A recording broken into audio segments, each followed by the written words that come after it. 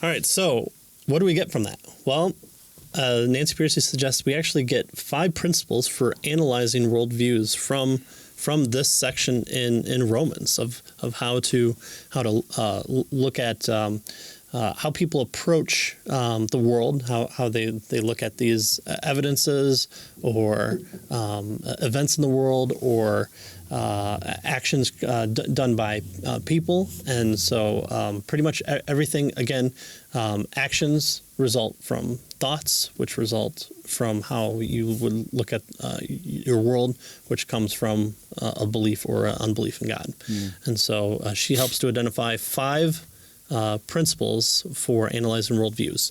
And we'll kind of go over them briefly here because they're presented in chapter 1. So if you just read the first chapter, you got the entire book. But we'll dig a little bit deeper into each principle. So each chapter after this kind of goes in detail with each of these 5 principles, right? So principle 1 is to first identify the idol. Since everyone who rejects God sets up an idol, this is a strategic place to begin. An idol, of course, is anything created in the created order that is put in place of God. Food, sex, money, another person, a small little figure, job, whatever it might be. So each alternative worldview then creates some type of idol. And so the first thing we want to do is to identify that idol. That'll help us to identify the worldview. Right. Philosophies and worldview can also function as counterfeit gods. So it's not just, again, little figures. It could be atheism or Islam could be one. So all these things are trying to take place of the true biblical God. So as a matter of sheer logic, any explanation of life must have a starting point. It must trace the universe back to something that functions as the primal reality of self-existence. Paul says that if you reject the biblical God, you defy something within the created order.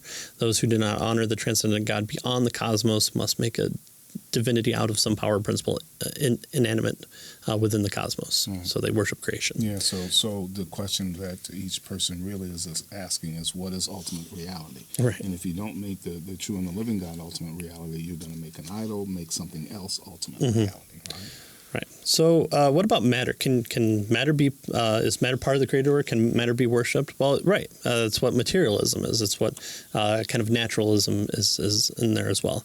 It denies the existence of anything beyond the material world, such as the soul, spirit, mind, or God. It urges us to set our mind on the things that are on the earth, not on the things above, as Colossians 3:2 tells us. Kind of the new atheists like to think of themselves as the non-believers, but they believe devoutly in matter or nature as their substitute religion. How about reason? Can reason be an idol? Is that part of the created order? Well, certainly. Philosophy of rationalism puts human reason in place of God as the source and standard of all truth. Albert Einstein once described himself as a believing rationalist, although Einstein has gone through being a hero of both deists, theists, and also atheists. So I don't know, and I'm not sure Einstein. Well, he said a lot of things during his life. Right? If you're really smart, you say a lot of things on a lot of different things, and hope that the people that quote you in the way that is good for them. So this explains why the Bible does not contrast Christianity with atheism, but with idolatry. And we see that, in fact, really the only time that the Bible talks about someone who doesn't believe in God is by saying the fool says in his own heart there is no God, meaning that it seems odd that even the most kind of debased person would believe in that. But that's for another sermon. The Bible writers always address their readers as though they, the readers, already believe in God and some God surrogate. So Paul on Mars Hill is a perfect example that you are men of great religion and faith. Here, even 2 of your own poets have written about this unknown God.